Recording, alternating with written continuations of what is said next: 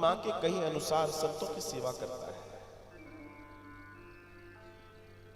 और सेवा में लीन, सेवा में लीन, सेवा में लीन, सेवा में लीन वो बालक इस सेवा से प्रेम करने लगता है। ये बात एक दासी और उसके पुत्र की। वो दासी अर्थात वो निरंतर संतों की सेवा करती और अपने बच्चे को भी वही सिखाया। पति मर चुका था।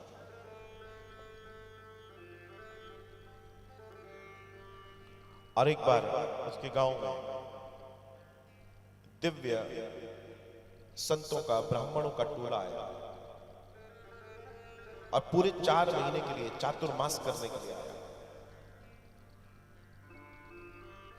उसने उनकी सेवा की, बच्चे को भी बताया बेटा सेवा कर। बच्चा भी सेवा करता है और निरंतर भाव से मां और पुत्र सेवा कर रहे हैं।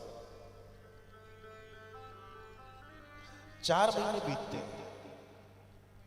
अब उनके जाने का समय आ गया और जब वो जाने लगे तो बालक रोने लगा कि मैं भी आपके साथ जाऊंगा। तब संतों ने, ब्राह्मणों ने समझाया कि बेटा तेरी मां की जिम्मेदारी तेरे ऊपर है और ये एक पुत्र का दायित्व है, कर्तव्य है, और जब तक ये कर्तव्य पूरा नहीं हो तब तक तो अपनी मां को नहीं छोड़ सकता। तो तुझे जब तक तेरी मां है तब तक तेरे को उसकी सेवा करनी होगी। अभी तेरे लिए वानप्रस्थ और ये सब नहीं है। संतों की वाणी थी, बच्चे को सुनना था। वो बेचारा अपना मन मार के रह गया। समय बीता और एक दिन उसकी मां चल बसी।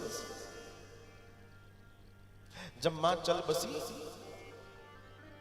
तो जो क्रियाकर्म होते हैं वो तो उसने किए, लेकिन वो अंदर से बहुत खुश था क्योंकि उसकी यात्रा तो कुछ और थी जो एक शरीर के बंधन से बंधी पड़ी थी।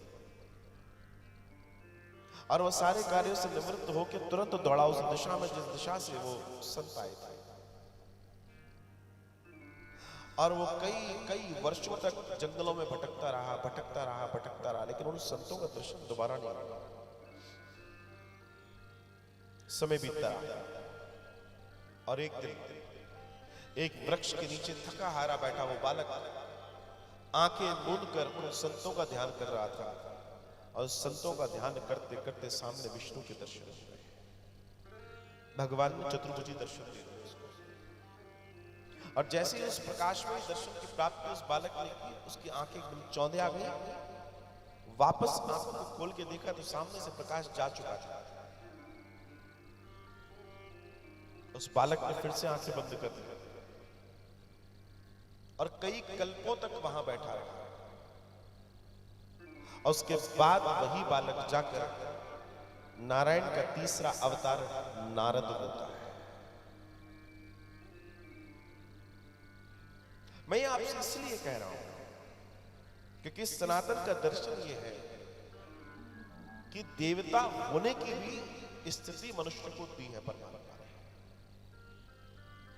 कि अगर वह अपने आप को उस चरम पर ले जाए तो वह देवता तक हो सकता है। और इन्हीं श्री नारद जी के द्वारा वेदव्यास जी की व्यथा को मिटाने के लिए उनको सूत्र देना कि आप व्यथित हैं, दुखी हैं, एक सुंदर पुराण की रचना कीजिए जिसमें भगवान और भक्त दोनों की गाथा हो तो आनंद हो जाएगा।